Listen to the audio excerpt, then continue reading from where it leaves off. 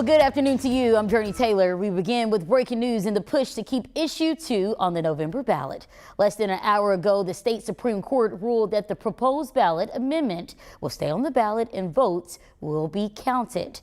Issue 2 asks Arkansas voters to remove Polk County as one of the top 4 locations for a casino in the state and give more local control when determining where that license would go next. Today's decision comes just days after the court determined the group pushing to block the issue did not provide enough evidence that canvassers broke rules in gathering signatures to have all of their signatures tossed out. Officials with the group that created the measure are expected to speak this afternoon about the ruling and what's next. We'll hear more from them tonight at 5 and 6. Now for a look at weather, let me just say this. You probably grabbed a jacket before you left the house this morning because it is cooler weather happening out there. A lot of people call it sweather weather. I have actually a sweater dress on right now. Meteorologist Simone Thomas has the answers for us this afternoon. How chilly will it continue to be? You know, we talk so much about how it felt like summer wouldn't take the hint that it's over, and this morning almost felt like we skipped straight over fall and went to winter. We had a few places across central Arkansas dipping below freezing, most places in the 30s, but locations like Clinton got as low as 28 this morning, Arkadelphia getting as low as 30 degrees, Russellville right at that freezing line, 32. Now Hot Springs, Little Rock, and Pine Bluff more of the middle to upper 30s this morning, but definitely like Jurnee said, that sweater weather was in full effect this morning. Now, by this point in the afternoon, mainly sunny. We do have a few clouds across eastern Arkansas, but a lot of places starting to break into the lower 60s. 63 is the current in the capital city, 65 the current in Pine Bluff, and 62 the current in Hot Springs. As we continue this afternoon, we could likely flirt with the 70-degree mark, looking to see more of those upper 60s, pushing the 70-degree mark, but we got a lot of sunshine expected through the afternoon. So if you're somebody that really enjoys the sweater weather, this is a great afternoon to get outside and take advantage of it. I have another check-in of your forecast coming up, so make sure you stick around. All right, Simone, thank you.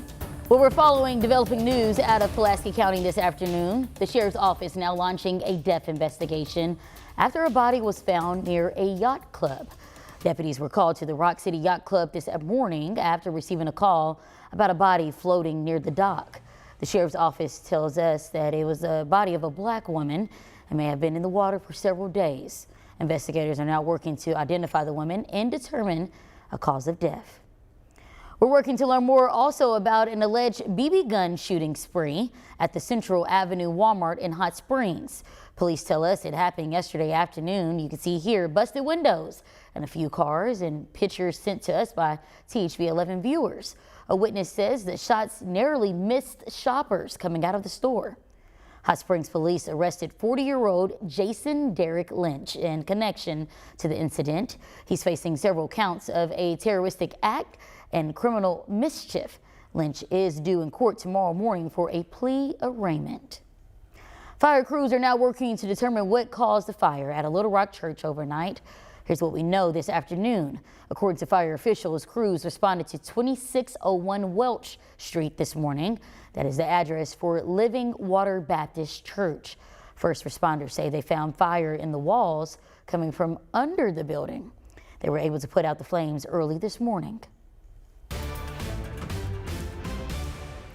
Election day now less than 20 days away, and both major party candidates are busy trying to appeal to voters beyond their base. Vice President Kamala Harris continues her trek across the battleground state of Wisconsin for multiple events today. On Wednesday, she reached out to Republicans appearing in Pennsylvania alongside more than 100 members of the GOP. Meanwhile, former President Donald Trump is also looking beyond his base. He fielded questions from undecided Latino voters during a Univision town hall yesterday. Tonight, the former president will appear at the Al Smith dinner in New York City that benefits Catholic charities. Now, voters in several states will see abortion measures on the ballot next month. The battle over reproductive rights moved to states after the Supreme Court overturned federal protection for abortion access in 2022.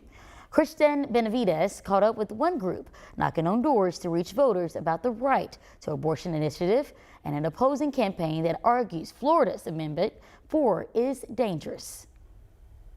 The three knocks, step back. Organizers with the grassroots group Mi Vecino go over the game plan before they hit the road, pounding the pavement to talk to Florida voters about Amendment 4, which would repeal the state's 6-week abortion ban. If the election were today and you were in the ballot box, would you vote in favor, opposition? Would you need more information? Amendment 4 needs 60% approval to pass. To see the right to abortion initiative over the finish line, Mi Vecino has knocked on more than 185,000 doors in Central and South Florida and made 750,000 phone calls. We're talking to anybody and everybody, and right now we have a specific focus on youth voters because that's where we're seeing the highest levels of support for Amendment 4.